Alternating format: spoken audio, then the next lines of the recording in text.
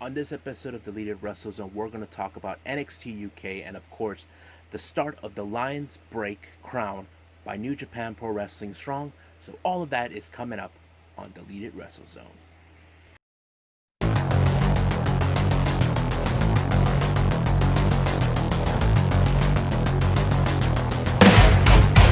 Are you ready? Get up, get up! Get up, get up! Get up, get up! Get up, get up! Get up, get up! Get up, get up! Hey, everybody, welcome to Deleted WrestleZone.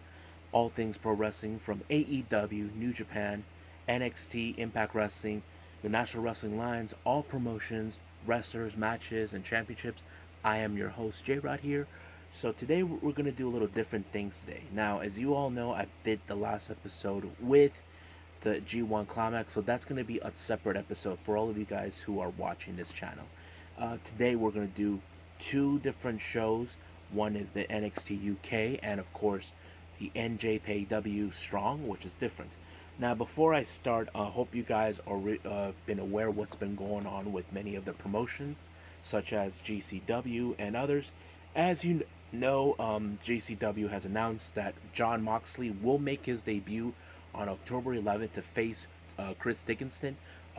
Personally, I thought he was gonna go wrestle Josh Barnett because it was officially supposed to be him, but whatever the case is different. It's been announced Davey Boy Smith's going to be in it.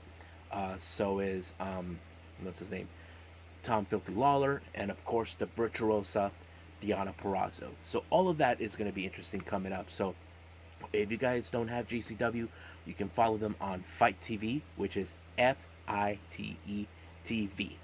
So let's get started with NXT UK.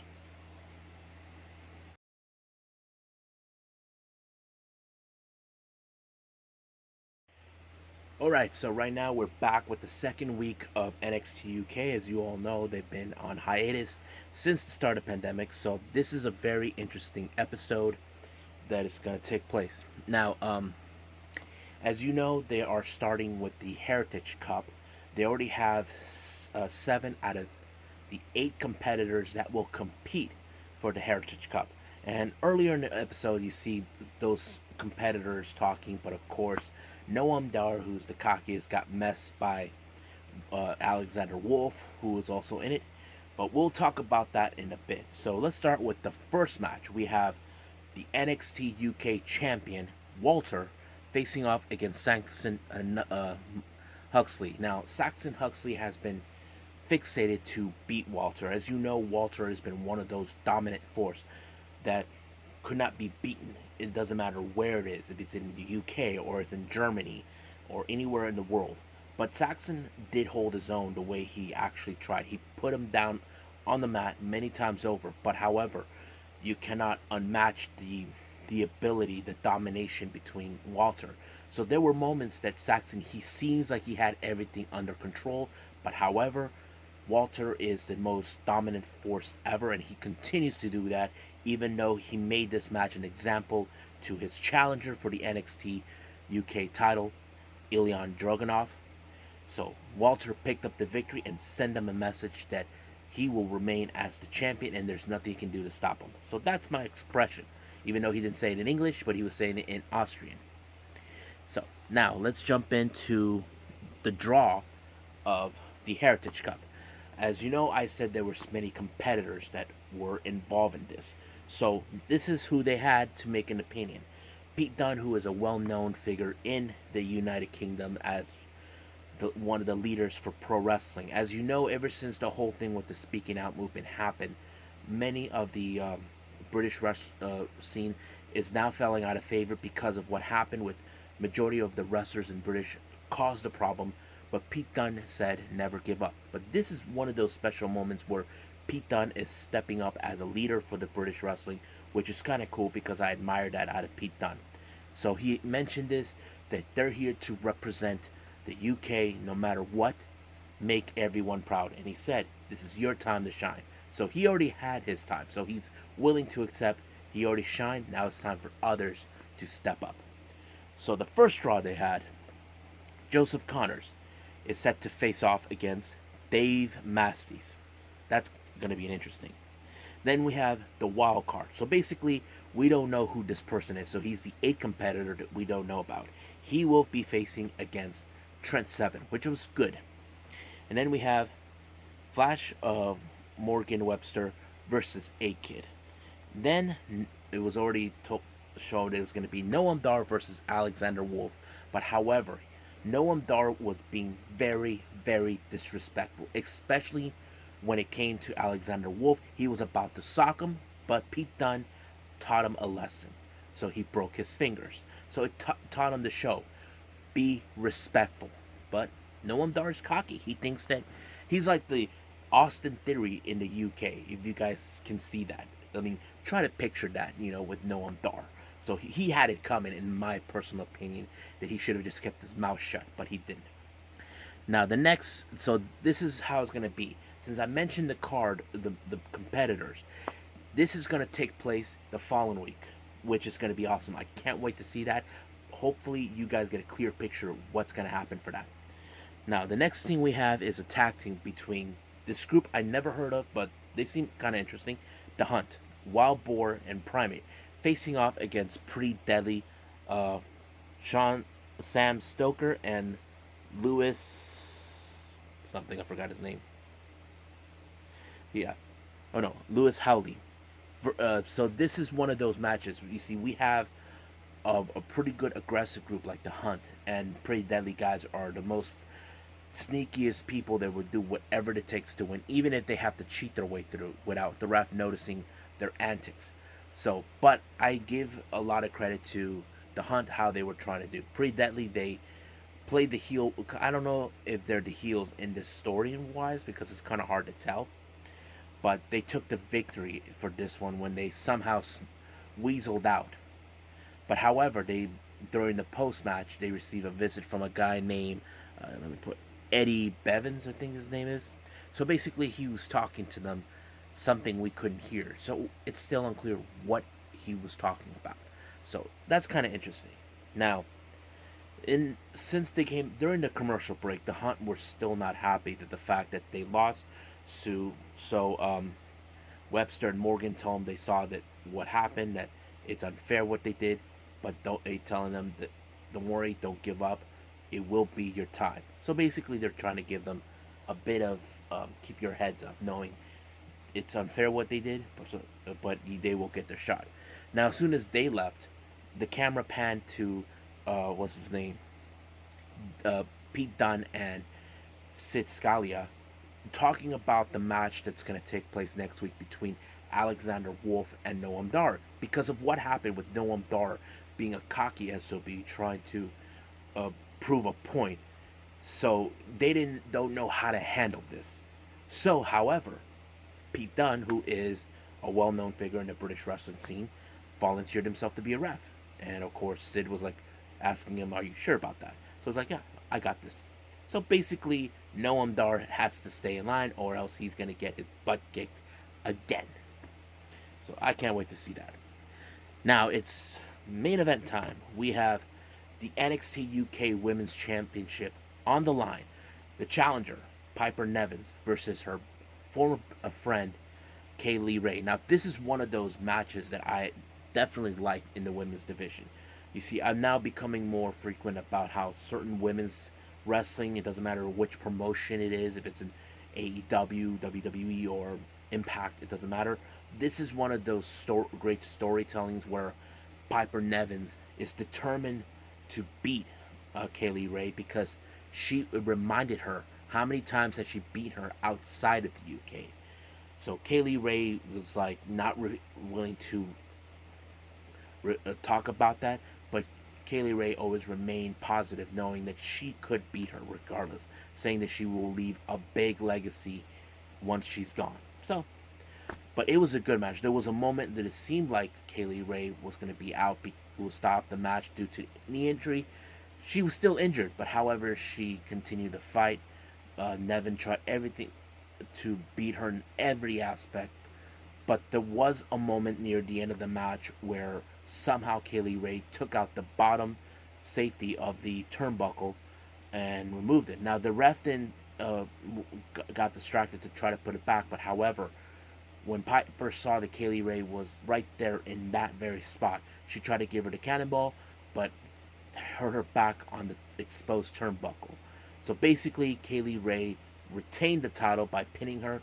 So the real question is, who will strip that title off of her? Since she claims that she's the most dominant force, sooner or later there will be someone to take her out, and we don't know who. I can't wait to see who's that going to be. So I hope you guys like this segment with NXT UK. There'll be more of this next week.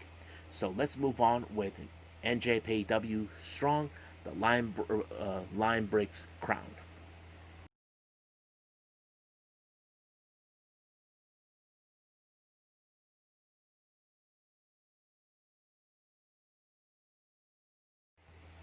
Alright, so today we got the start of the Lions Break Crown on NJPW Strong. So we already know the competitors involved in this match.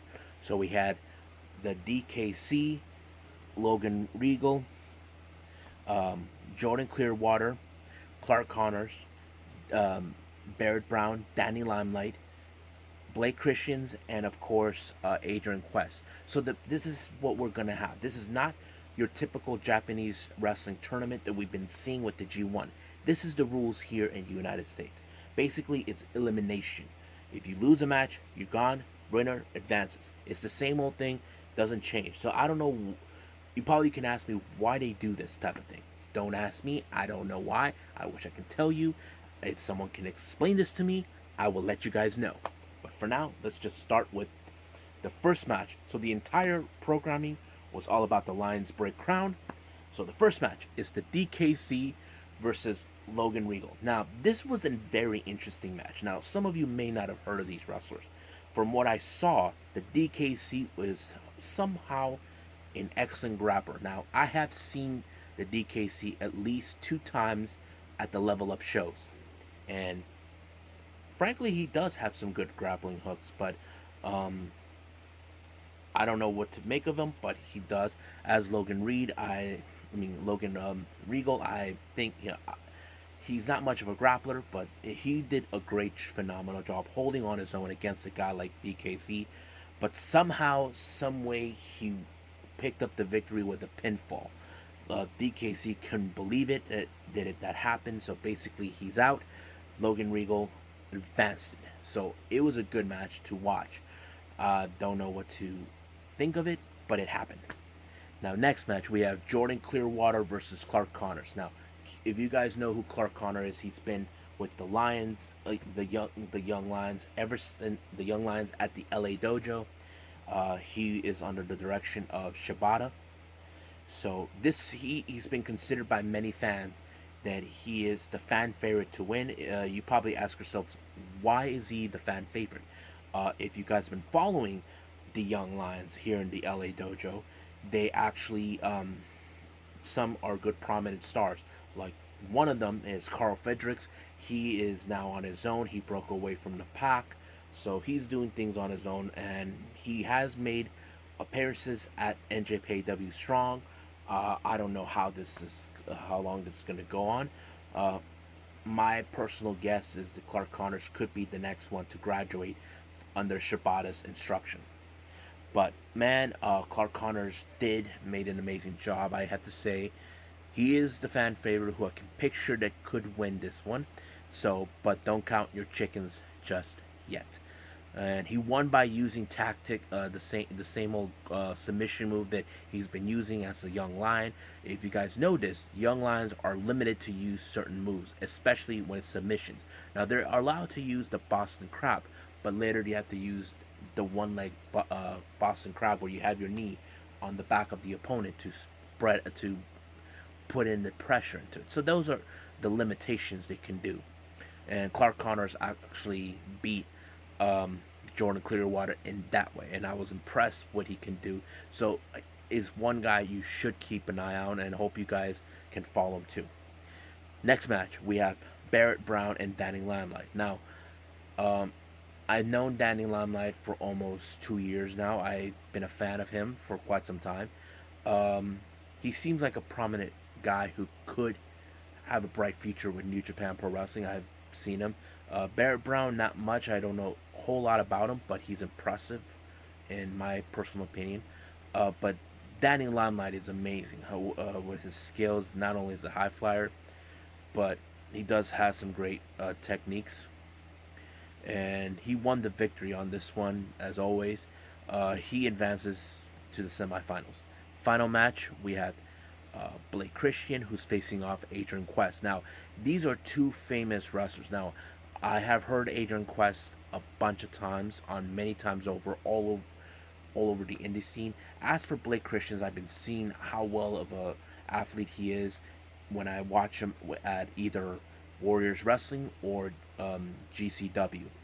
So I don't know who it was going to win this particular match, but I have to say this was one of the best matches I've watched, especially when seeing these two well-known figures in the independent scenes. But as always, there has to be a winner, and the winner is Blake Christian, so that he advances to the semifinals. So that's what we got for that. But here's for next week for the semifinals. We have Logan Regal versus Clark Connors, Danny Limelight versus Blake Christensen. Now this is going to be a very interesting um, semifinals. So you guys got to be ready for next week. So this is going to take place. So I think that's about it for this episode today. I'm keeping it short for now because both shows were an hour long. As you probably asked, why did I put it? Why not? That's who I am. I don't care. I watch pro wrestling. It doesn't matter where I watch it, who I'm watching it, what promotion I'm watching. It doesn't matter. This is all about pro wrestling, how I see it. I'm going to explain to you guys in a bit right now so you guys can get a clear idea why. Okay, so I'm about to explain to some of you guys, like, why do I talk about these type of shows at all? Like, here's the thing. I don't talk about, like, the WWE stuff, especially if it's Raw or SmackDown. For me, those shows haven't been that good for years, but I have been following NXT for almost a year and a half or so. And quite frankly, I enjoyed. No, never scratch that. I've been watching NXT for almost a year since they started broadcasting their shows on Wednesday during the Wednesday Night War. At the same time when they started doing with the whole AEW thing, and I've enjoyed it. Of course, I watch MLW, NWA, Consejo Mundial Lucha Libre, AAA. Even I follow if there's videos of other promotions, especially Japan. Like for example, other than New Japan, I follow Pro Wrestling Noah, All Japan Pro Wrestling, Dragon Gate, um, Big Japan Pro Wrestling, Pro Wrestling Zero, DDT Pro Wrestling, many others that I've been following over the time. And you ask, how do you keep up with that? I'm like, it's not that hard, You just find something that's interesting. If you can't just stick with the same thing. That's why I created this channel for everyone. You see, people can create channels about talking about one specific promotion. You ask like this question about, but WWE is better. They have the best promotion. Yes, WWE is the number one promotion in the world. But however, there's a side to it that you guys don't know. Now that's something I'm not gonna get into a whole lot because you probably say it's a load of crap or whatever. But the way I see it, if you guys love pro wrestling, that's cool. It doesn't matter which what promotion you watch it. If it's WWE, AEW, NWA, um, Impact, uh, New Japan, it doesn't matter. If you love it, then watch it. It doesn't matter. Now, for you hardcore WWE fans, you probably go in your heads telling me this, like saying, like, but AEW is full of trash. They don't got good wrestlers. There are some wrestlers that are good and they are interesting. They have good characters. Now ask yourself. Now I don't know if you guys know this. Sammy Guevara was one of the wrestlers that actually had a tryout with them, but he never made the cut. You know why? Here's the answer to the question. They said not good enough. Now for all you pro wrestling fans, like, wait a minute, if he's not good enough, why did AEW sign him? because they believe in him. They see something in him that no other person does. Like people can say the same thing about Orange Cassidy, you know. But there's always a reason why these promotions exist. Now you ask me, uh, when did I started watching MLW? I started watching it about a year ago, because I find their product very interesting. I did learn during the time that MLW was supposed to be the replacement for WCW once it was bought by WWE, NWA. I never watched any of the older material. I seen clips of those materials, and they're pretty interesting. But watching the stuff now, you see, as you know, NWA was one of the most popular promotions until they were declined some point in the 80s and 90s. And of course, their championships existed and they kept going and going as much as possible, but they never had an actual show for themselves. And that's something that was missing. And I was thankful that I got to see the newer stuff they've been throwing, but it was fun. And some of you asked me as well, like, how do you follow the other promotions from Japan if you watch New Japan?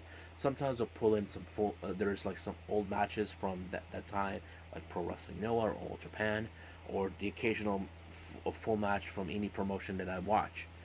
So that's why I talk about these things. Now, if I try to keep this short as possible, it's because sometimes I like to separate things. Like for example, if I'm talking about the Wednesday Night War, I talk about that on a Thursday because I need to know what are the results of the ratings because I have to wait. I cannot speculate what the ratings are until someone posted them on the internet.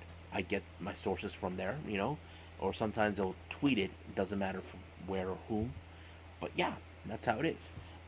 Some of you asked me, but why do you watch AEW Dark if it's on YouTube? It doesn't matter. Some promotions don't broadcast their shows on TV because YouTube is a perfect tool to expose some stuff. I've seen many promotions they do that. They put full matches, and that's how I see it. It doesn't matter. So, I hope you guys have a good, clear picture of what this channel is all about. Deleted Wrestle Zone is all about showing you wrestling promotions that you never heard of or matches you never heard of from wrestlers that may have been with WWE or WCW but at another promotion or however you want to throw it. So, hope you guys get to watch more of this stuff. Um, but for now, I must bid all of you adieu. So, goodbye. Mwah, and have a nice day. Bang!